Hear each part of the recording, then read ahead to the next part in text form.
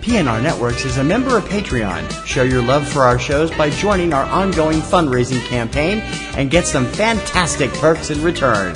Check it out and become a Patreon sponsor. You can sign up at patreon.com, patreon.com/PNR Networks. And thanks for your support.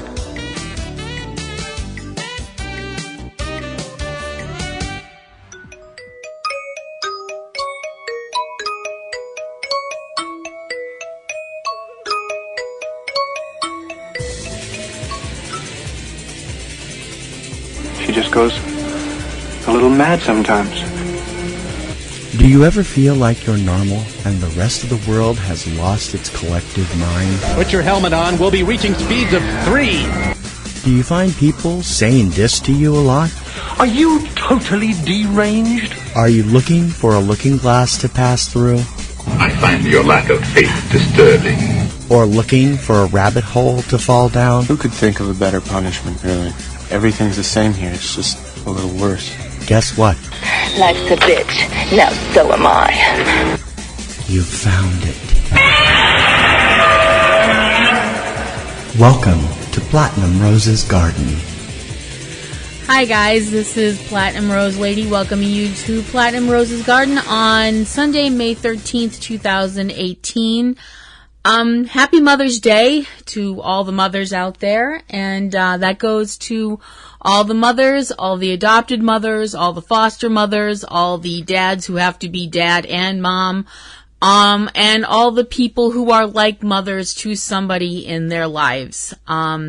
Big universal hugs to all of you, and big hugs to all the moms that are part of the Supernatural family, from the fans out there who are moms to members of the cast that we know are moms, people like Danielle and Genevieve and Kim Rhodes and, you know, all these other wonderful people. And as I said, dads who have to act like moms sometimes, like Jim Beaver and, you know, all the wonderful people out there. And big hugs to all of you guys.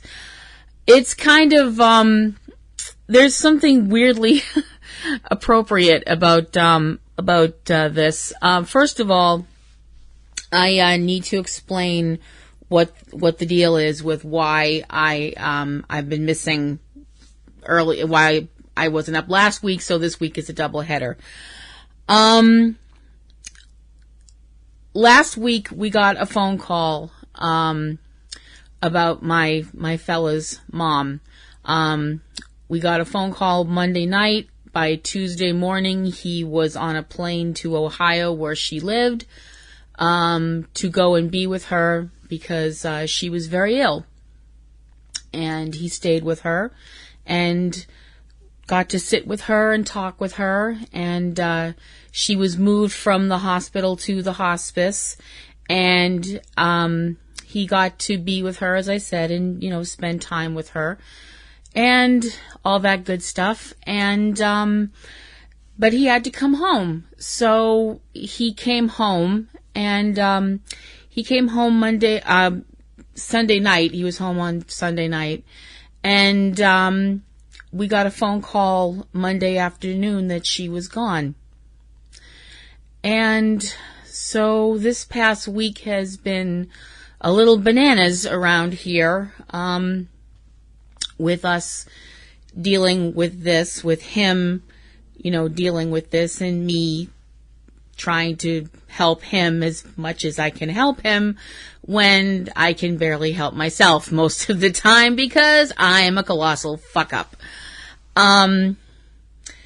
He's a great person, and part of the reason that he is a great person is genetic. He's just he's predisposed to being an awesome individual.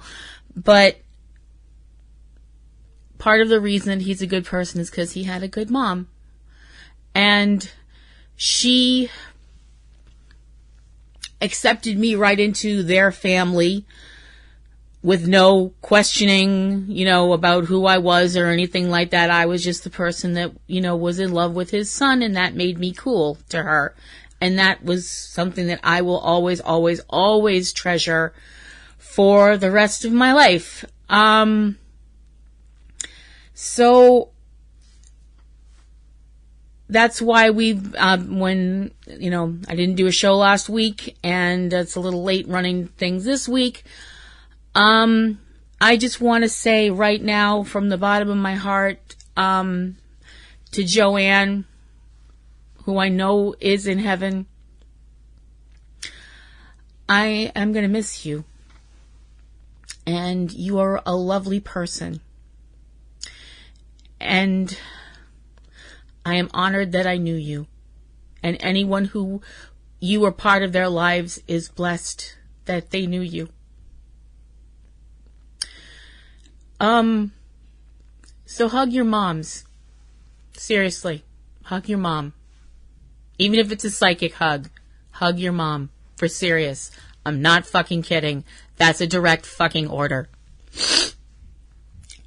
Okay, so moving forward, this is going to be a little quicker show this week. We got a lot of stuff to power through. So we're going to get right into this week's doubleheader Supernatural episode recap, and here we go.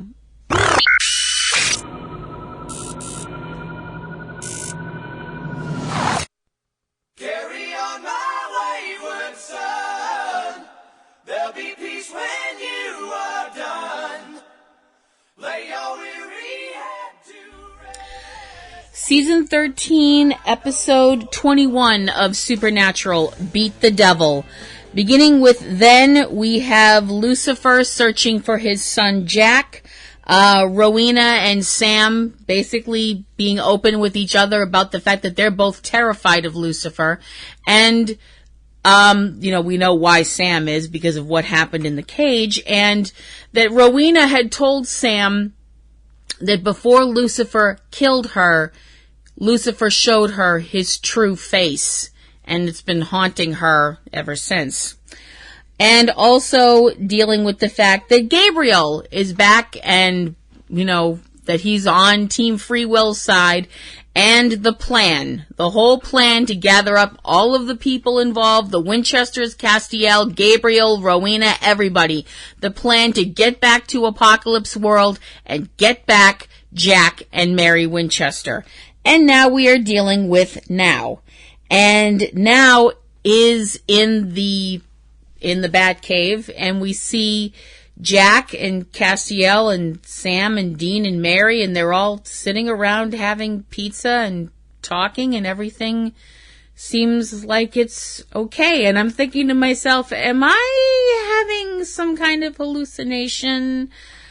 Because I was like, either the episode is really starting off well and everything's okay and there's been a time jump, or I have completely finally lost my shit. Apparently Avengers Infinity War actually broke me. Nope.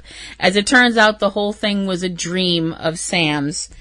I'm like, oh, dear sweet Lord, I want to hold you to my chest and tell you everything's going to be all right. And I don't mean that in a sexual way for once in my life. We see Rowena putting the spell together that will get the Winchesters and Cass and Gabriel to Apocalypse World. And the rift opens and doesn't stay open for very long because, because Gabriel, this is not a condemnation of Gabriel, so don't all the Gabriel fans start screaming at me. I happen to like Gabriel quite a lot. I'm kind of becoming more and more convinced I might have been the product of a union between a woman and a trickster. I don't know. But Gabriel's contribution to the spell, i.e. Archangel Grace, wasn't exactly a lot. And can't blame the poor guy. He's been, being tapped by Asmodeus for years. And needless to say, the first opening of the rift wasn't terribly impressive. And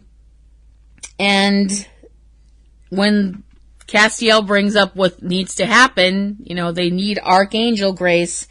And there is another Archangel on Earth right now. And it's Lucifer. And man, is Sam hating this idea. And I don't blame him. I'm going, good Lord, could we come up with an idea that could be less, I don't know, fucking suicidal, maybe? Gabriel and Rowena, meanwhile, are in another room, and they're kind of slinging blame back and forth at each other. You know, Gabriel's whole thing is maybe you didn't say the spell right, and Rowena's whole thing is maybe you're not packing enough heat in that wonderful Scottish brogue of hers. But at the same time, while they're doing this, Rowena's noticing that Gabe's got a nice little caboose on him. Not gonna lie, Richard Spade Jr. does have a nice ass. I hate to see you go, but I love to watch you leave.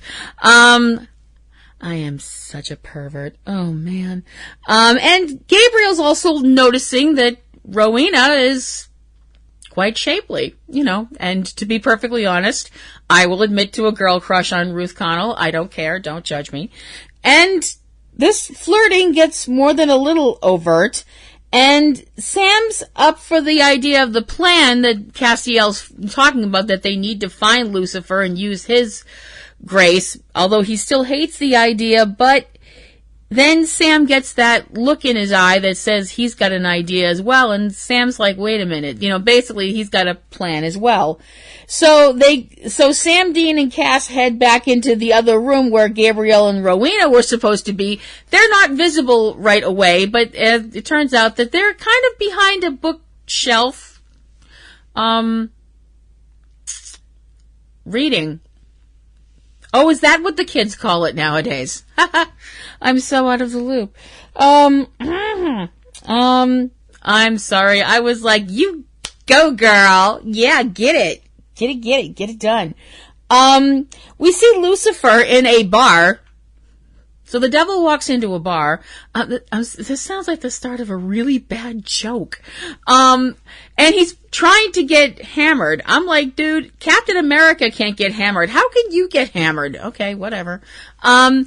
He's trying to get drunk and drowning his miseries and oh, poor me, you know, the whole thing. As Harry Chapin's Cats in the Cradle plays in the background, I was like, ooh, nice touch, music department. Loving it. And he's basically pouring out his heart to the bartender about how he has a son and he can't connect with him and blah, blah, blah, blah, blah. But the problem is he starts feeling a little odd because it turns out, yeah, the bartender's actually Gabriel.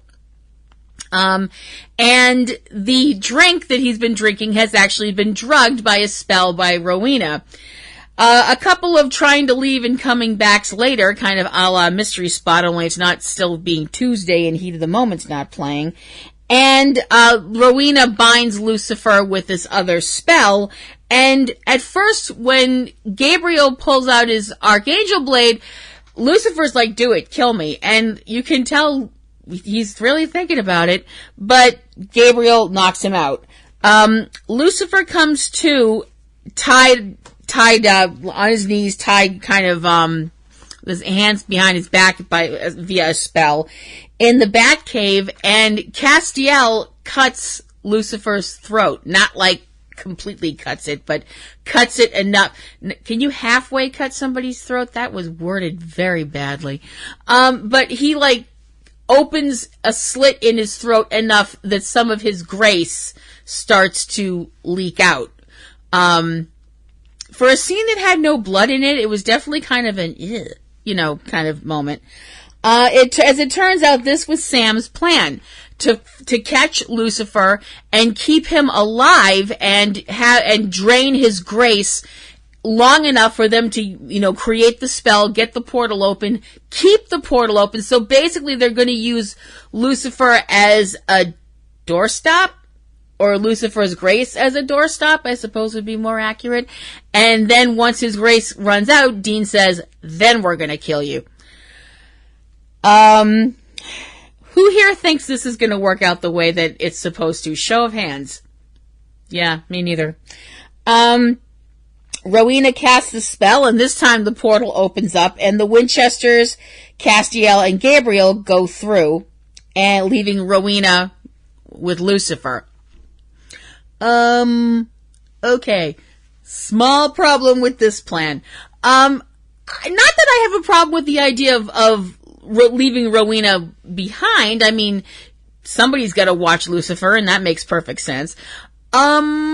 you guys may have wanted to invest in some duct tape or something before you left, because the second that they leave, Lucifer starts in on, trying to be annoying to Rowena. It's not exactly the softest landing when the Winchesters and the Angels make it to Apocalypse World. It's actually the most ungraceful landing I've seen since ABC's Wild World of Sports Agony of Defeat guy. Ask your parents. And they've got to head off on foot, walking to Daytona, which is, no, sorry, Daytona, Dayton, which is where as far as the Winchesters know, Mary and Jack had a base set up. Lucifer starts trying to get into Rowena's head, and she's trying not to listen to him. I don't really blame her. Gabriel finds out as they're walking, finds out from Castiel what's been going on in heaven, the whole, heaven's dying stuff. And Castiel brings up that, maybe Gabriel should, be the one to take care of things in heaven. They've had it up, everything's gone, pardon the term, to hell in a handbasket with the proper, prim and proper angels in charge. Maybe Gabriel, who considers himself a screw-up, maybe a screw-up could do better. I don't see how they could do any worse.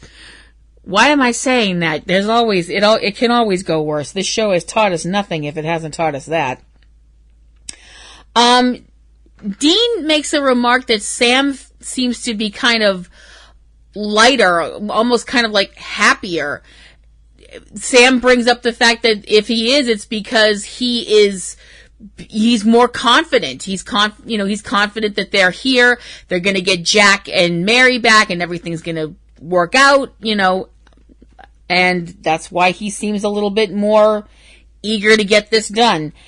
The sound of some screams lead the Winchesters and the Angels to a couple of humans being attacked by a vampire who looks nothing like the vampires that Sam and Dean are used to dealing with on their Earth. The two people are a man and a young girl. The man's name is Floyd and the young girl's name is Maggie. As it turns out, they explain that the reason that the vampires on this world are so, kind of almost psychotic. They're almost kind of like, like the victims of the rage virus in 28 Days Later kind of a deal. As it's explained to them, when the whole thing started on this world with the angels and demons, slaughtering each other, and now the angels, killing humans and stuff like that, that the thing is, because the vampires' food source, i.e. us, had started to dwindle because there were less humans, that they've become more like animals. They've become these feral creatures, and they don't look human. They don't look like, they don't look like the vampires that we've seen in Supernatural before. They look like vampires more in the, the kind that you've seen if you're, they kind of look more like the vampires that you see if you've, anybody out there played like Vampire the Masquerade? I forget which one of the families of vampires, but there was one of them that really didn't look human. They looked more like the science fiction, the horror silent movie classic Nosferatu, that kind of a vampire with the pointed ears and the mouthful of really sharp teeth. And like I said, they're feral. They're like animals. They don't think like humans anymore. And that's what people are dealing with now on this world, on top of fucking everything else. Floyd and Maggie tell the group about this tunnel that they were going through that was a shorter way to get to Dayton, and that their group was attacked by a bunch of vampires, and they were the only two that survived. But the tunnel's a shorter way, so they decide they're going to try and do it. You know, that the Winchesters and the Angels offer to get them there. You know, they'll go along with them.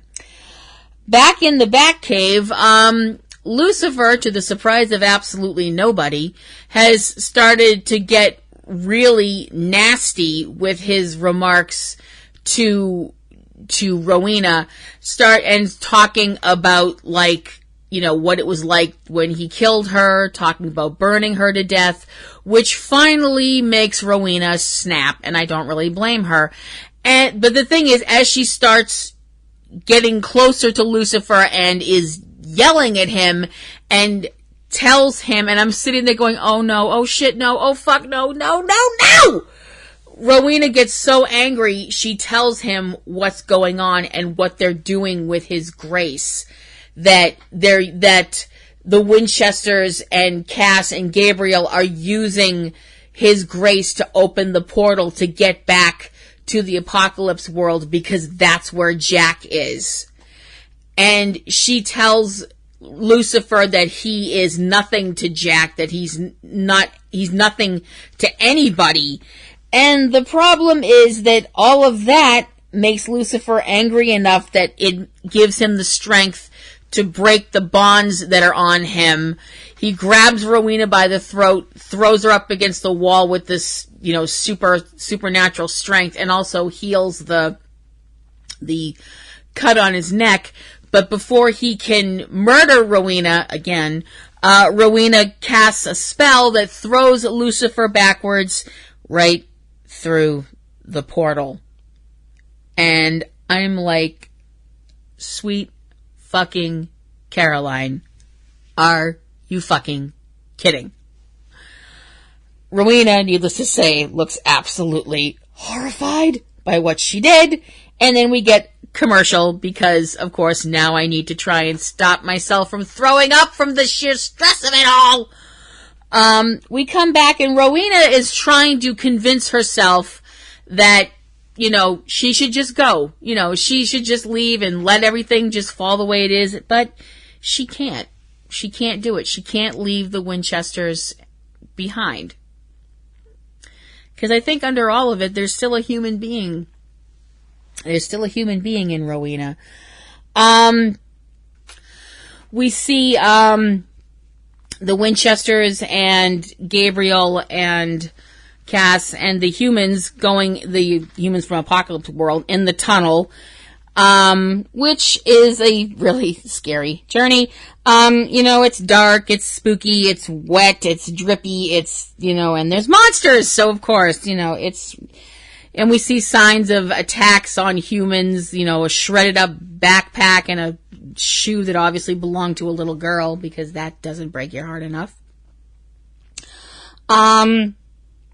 We see, as they're walking, Sam winds up killing a feral vampire who's feeding and doesn't even look up at first when there's other people there. He's so concentrating on feeding that it's really, really disturbing. They make it into this one area that's almost like a room. There's a blocked off tunnel, and they're attacked by a group of vampires, and Sam is separated from everyone else, bitten in the throat, and dragged into the darkness. And I'm internally screaming because I'm just like, oh, no. Sam, as I said, is dragged into the darkness. Dean tries to go after him. Castiel says they can't, and that they can't save Sam. And you can just see Dean's soul just shrivel up. We see them outside the tunnel, and they're walking, and all Dean can see is his brother being dragged off into the darkness with blood spurting out of his throat. And I'm like, okay, I don't think this show could hurt me any more than it. Then we get a shot of Sam's dead, bloody body, and I'm like, no, you can't hurt me more. Okay, anybody wants me, I'm just going to be over in the corner weeping hysterically. They're trying to go forward, but the problem is Castiel is having a hard time because of the wards that have been set up, which Gabriel gets rid of. which brings to the attention a group of resistance humans led by Mary, and Dean is reunited with his mom. But the thing is, when his mother asks him where Sam is, Dean can't tell her. He can't even say the words. We see Sam lying on this, where we saw him before, and all of a sudden he wakes up gasping. His throat is fine, bloodied, but, there's blood stains on him and stuff, but he doesn't have that big gaping hole, and oh yeah, he's alive, and oh yeah, here's Lucifer, who brought him back to life. As it turns out, Lucifer had tracked the Winchesters, and the reason he has all of his power now is because he found a bunch of Michael's angels, and as he puts it, ate him. Ugh. He says that he also brings up the fact that, oh yeah, there's a whole shit ton of vamps basically on the other side of the room from where Sam is, and he's holding them back, and he can set them on Sam anytime he wants. Basically, Lucifer tells Sam that he brought Sam back because he wants Sam to help him to reach out to Jack and be able to get to Jack and speak with his son and to stop Michael and all this stuff like that. And he wants Sam's help or else. And throughout this whole discussion, he keeps referring to Sam as Sammy. And this had me so angry. So very angry. Like Bruce Banner turning into the Hulk level angry. Like Goku going Super Saiyan angry. Like Godzilla staring down at Tokyo angry. At Lucifer. Not at Mark Pellegrino, who is probably a lovely person. I don't know. I've never met you. But I'm sure you're a lovely guy, Mark. Just wanted to say that right now because I don't want to sound like some kind of freaky stalker crazy person that can't tell the difference between fantasy and reality. We cut back to the resistance camp, the humans resistance camp, and Jack has been told of Sam's death and is, he's just completely fucking livid and wants Castiel or Gabriel or somebody to bring him back. We see Sam walk out of the woods and everybody's, like, oh my gosh, Sam's alive. And, until Lucifer comes walking out almost directly behind him. Lucifer looks at Jack and actually, without all his usual kind of swagger, very softly says, hello, son. And the episode ends. Wow. Beat the Devil gets 4.5 bouquets out of 5 from me. Really, really amazing episode, which leads right into episode 22 of Supernatural of season 13, Exodus. And the then being the plan to rescue Mary and Jack from Apocalypse World, which promptly went as south as humanly possible, which we all know because we just saw it. And we are at now, and now is right where we left off, with everyone in the resistance camp seeing that Sam is alive, and that Lucifer is with him because Lucifer brought him back to life.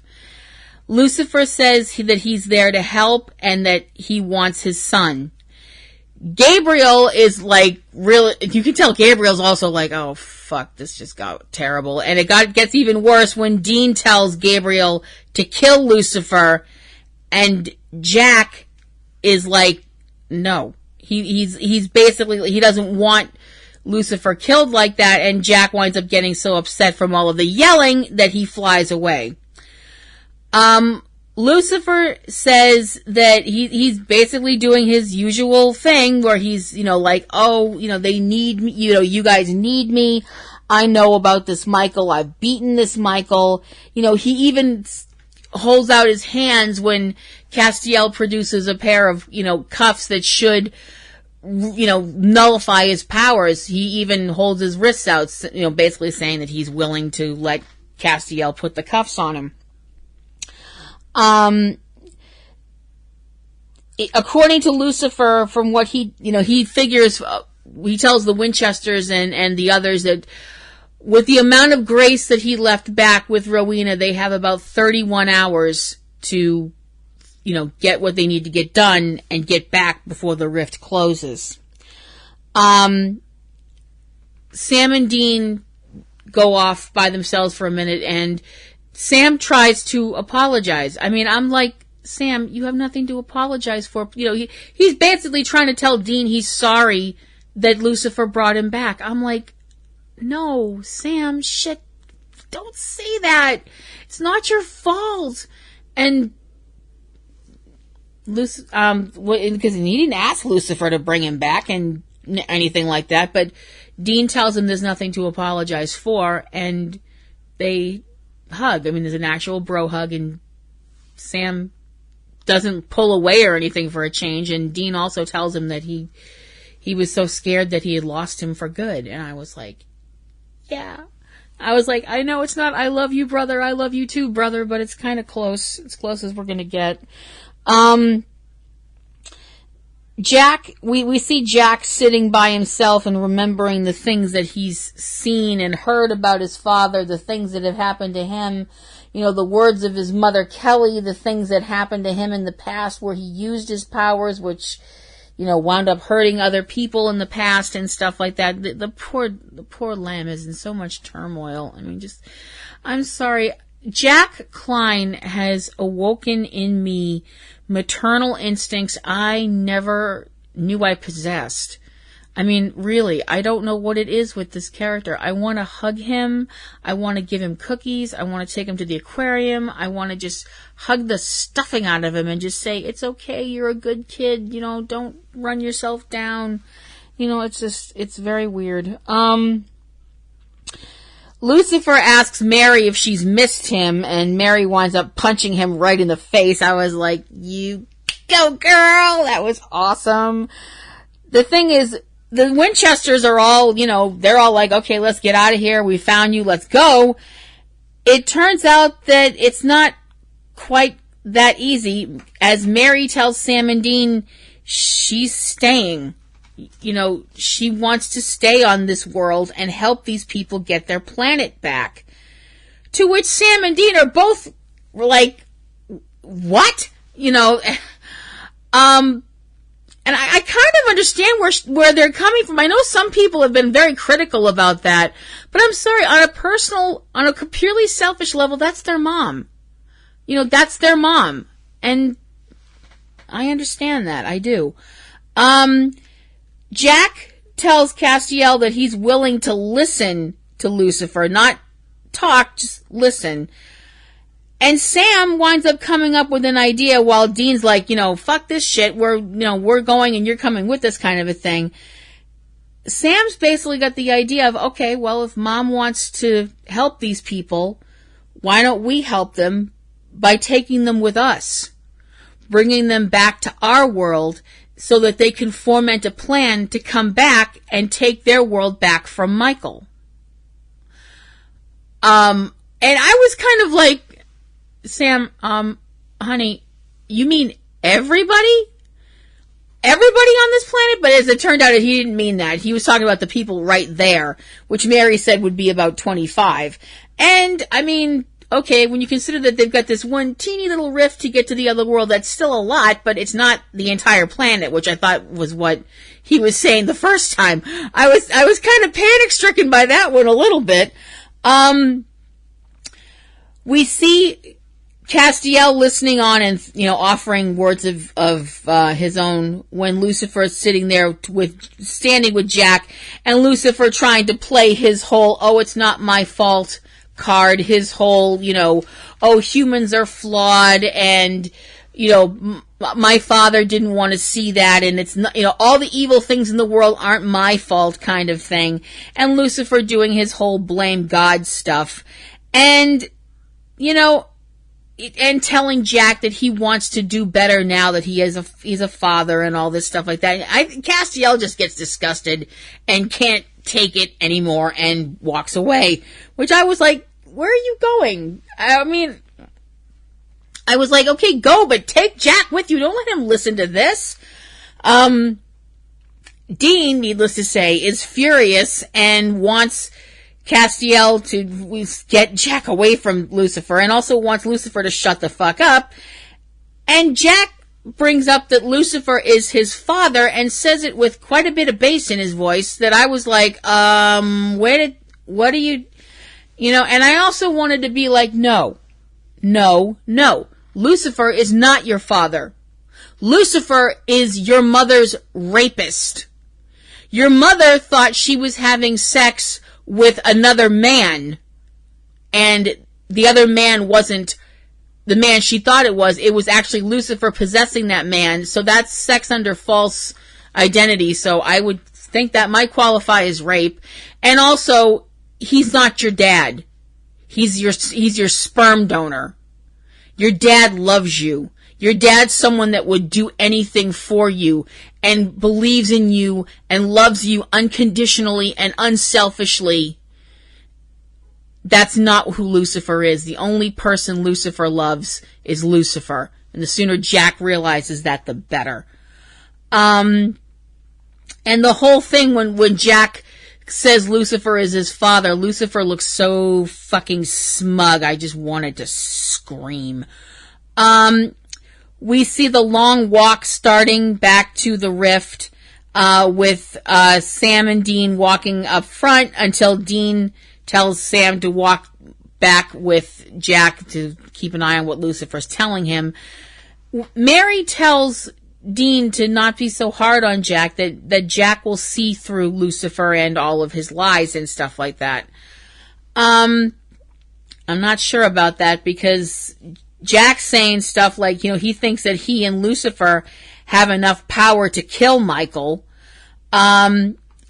Gabriel, as it turns out, was sent on in front to keep an eye out for angels. Guess what? He found some, because Gabriel comes running back yelling that there's angels coming, and the angels that show up are blown up almost immediately by Lucifer, who actually melts the chains that he was wearing, because it turns out he never really needed them. He was always at full power. He was just lying. Again.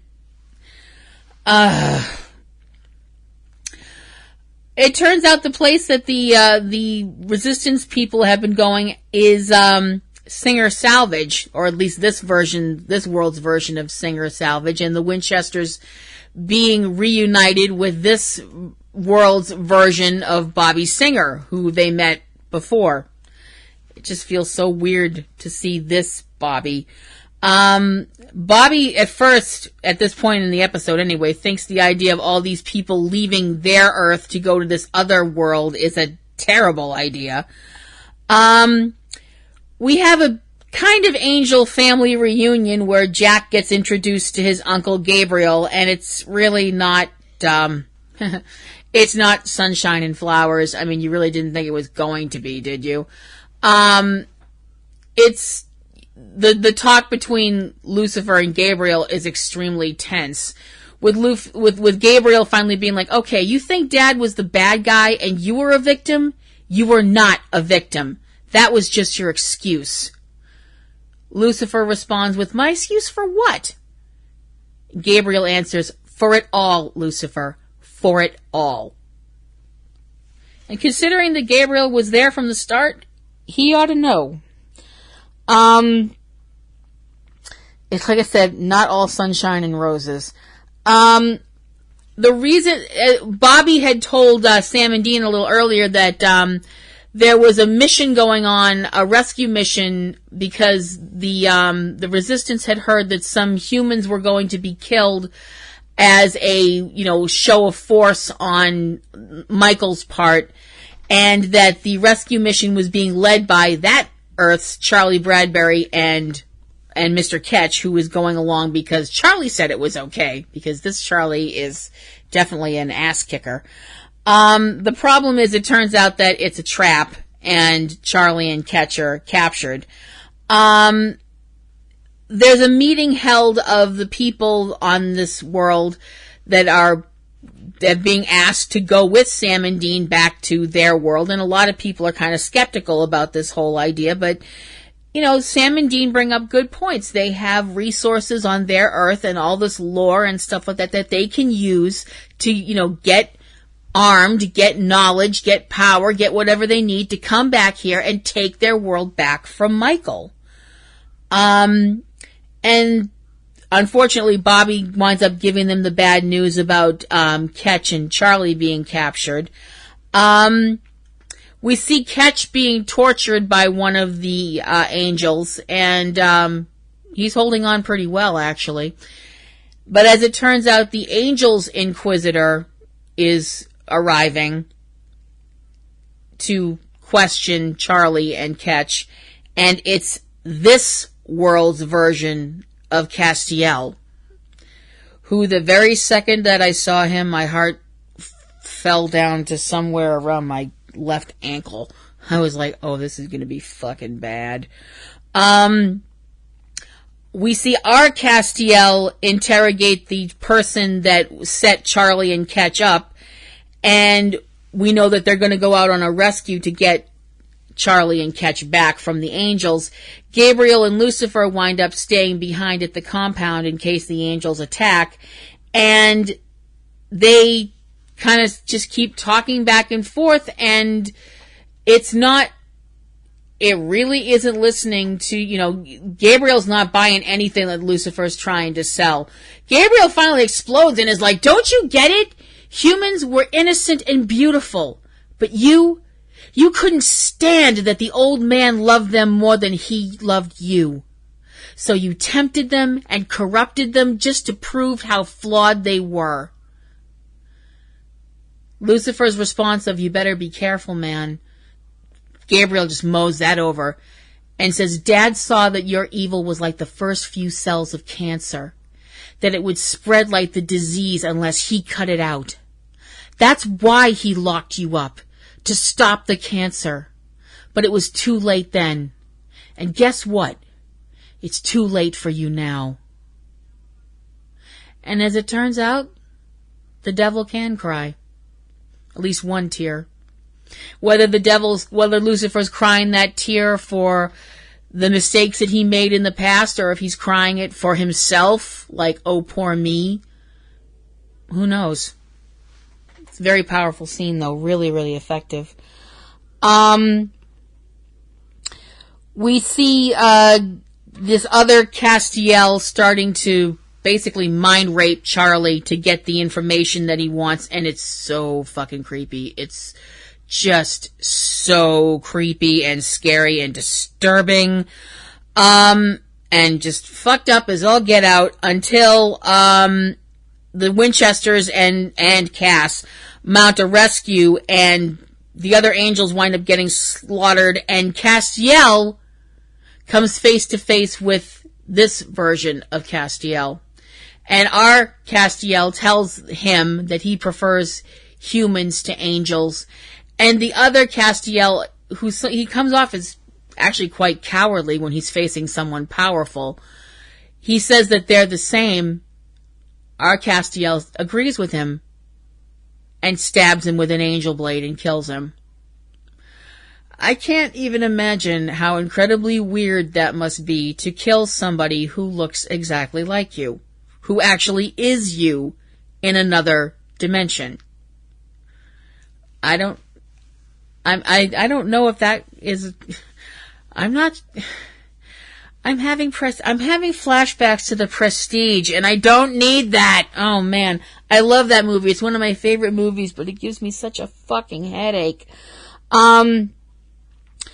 We come back to Singer Salvage, and as it turns out, the other people on the Apocalypse World that are part of this resistance group, they've taken a vote, and they've decided that they'll go along with Sam and Dean's plan. They'll go to their universe and try and figure out what to do.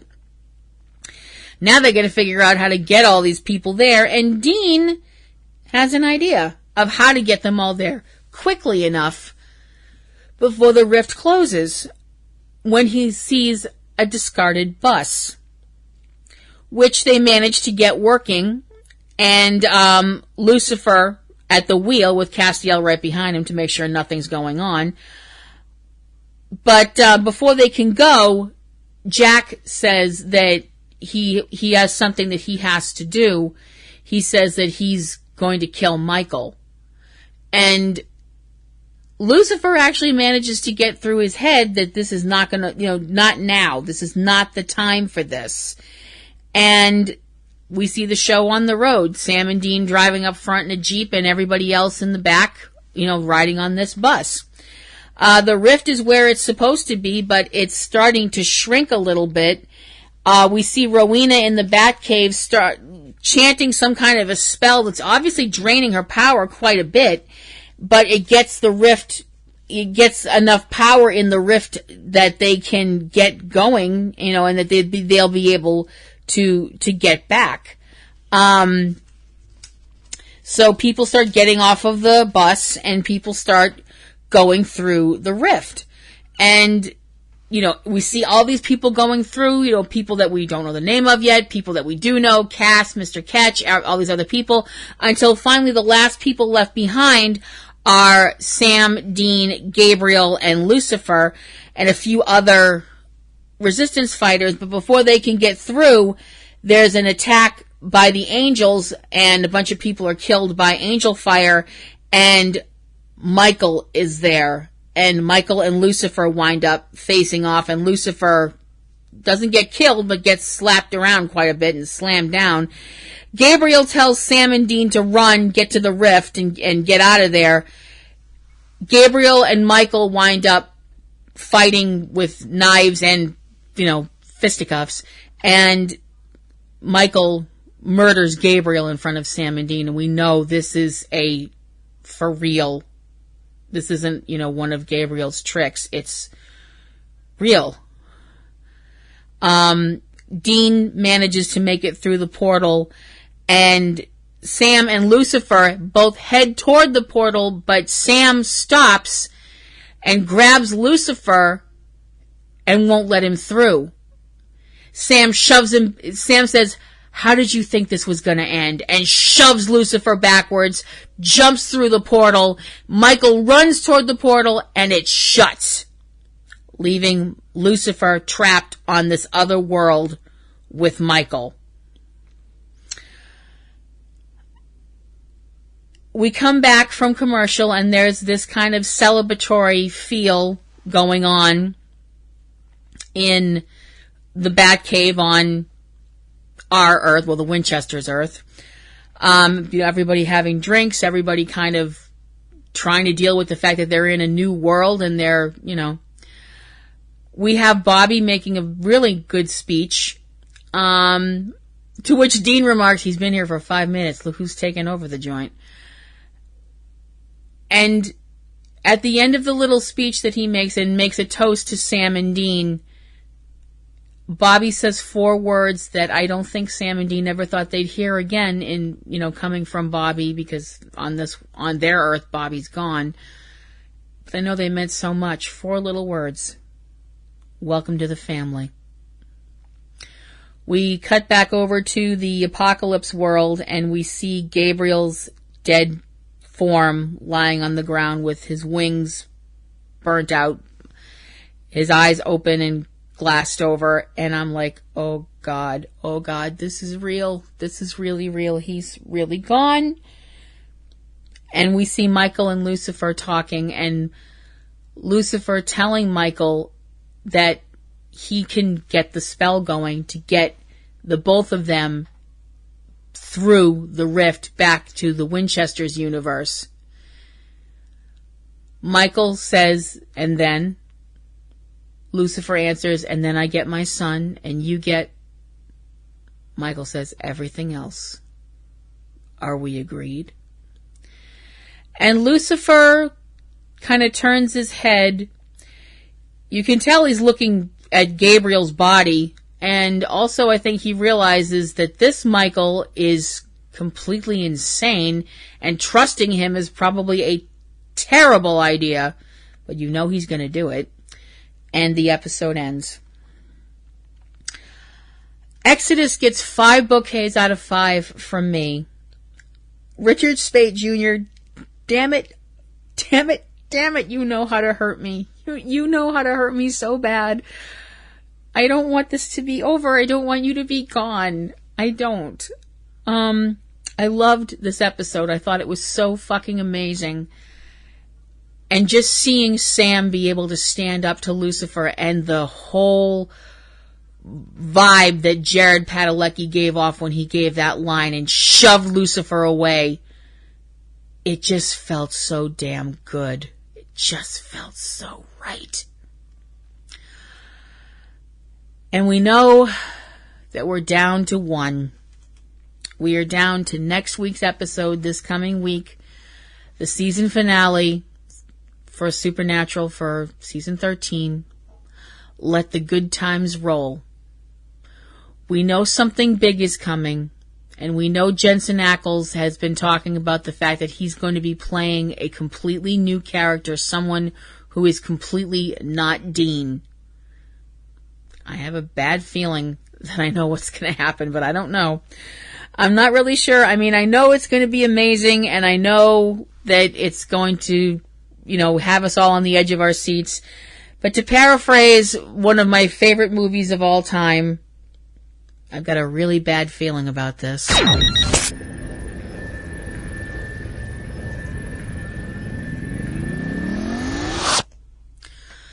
Okay, before I head out, I have a few other things that I would like to discuss. Obviously, I would love to know your opinions on Supernatural, the last couple of episodes. If you have opinions on them, I'd love to hear them. PlatinumRoselle@yahoo.com, put PRG in the header, and I will know you want me to read them on the air, and I will totally do that. Like, share, and subscribe, if you wouldn't mind. Talk up this show to wherever you'd like to talk it up to. That would be really appreciated.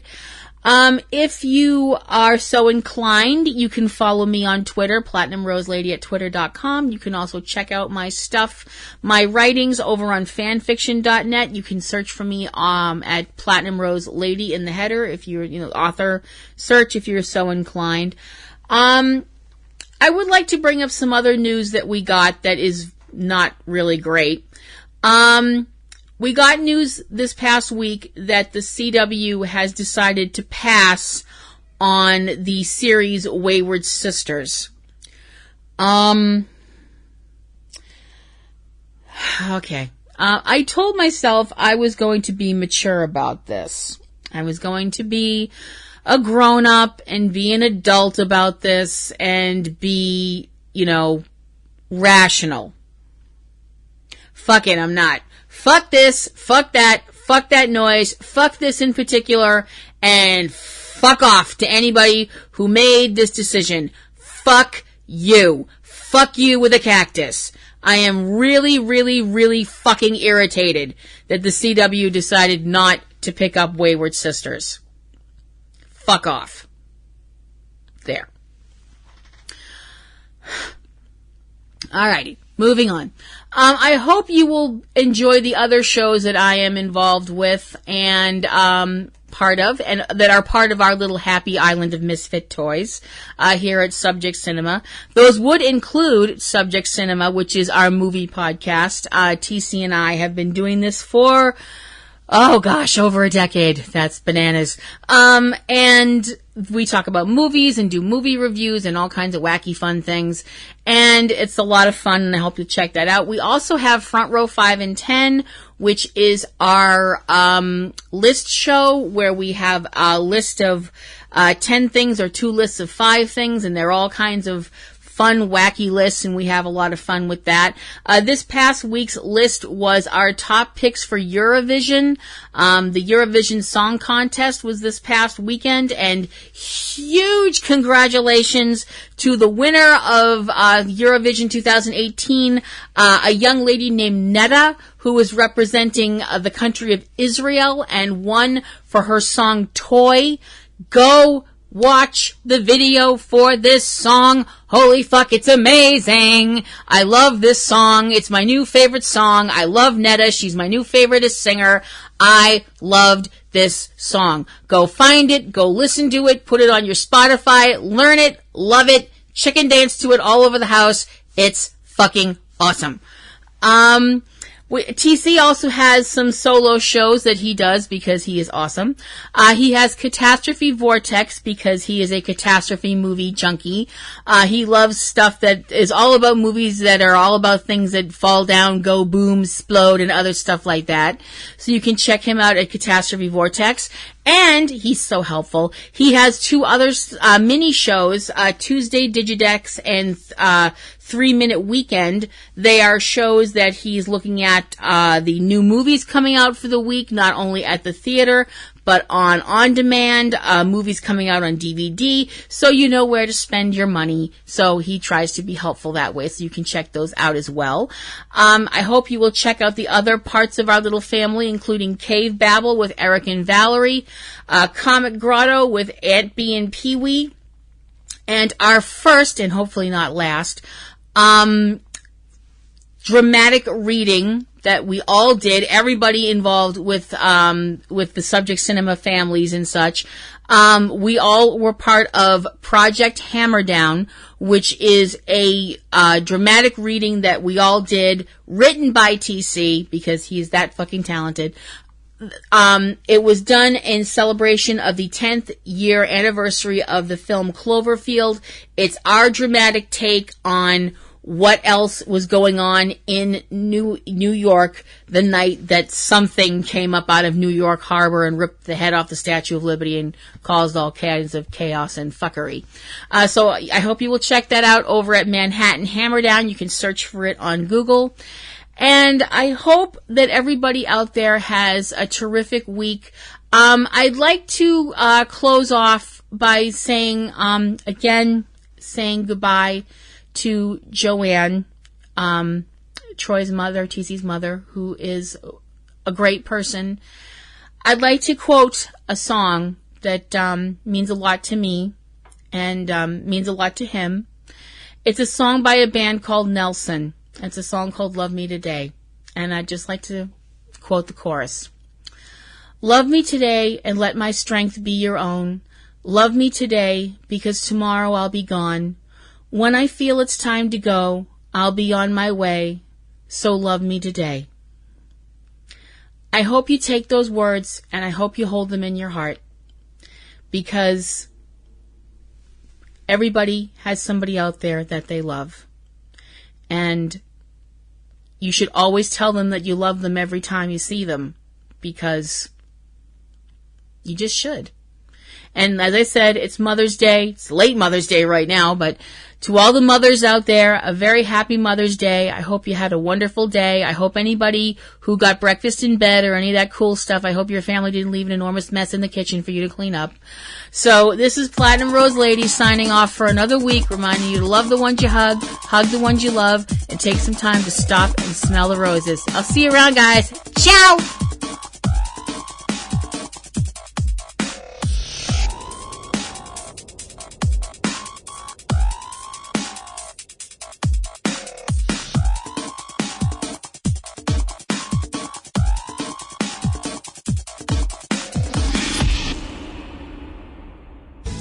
Podcasting's choice. From coast to coast, continent to continent, right here 24/7.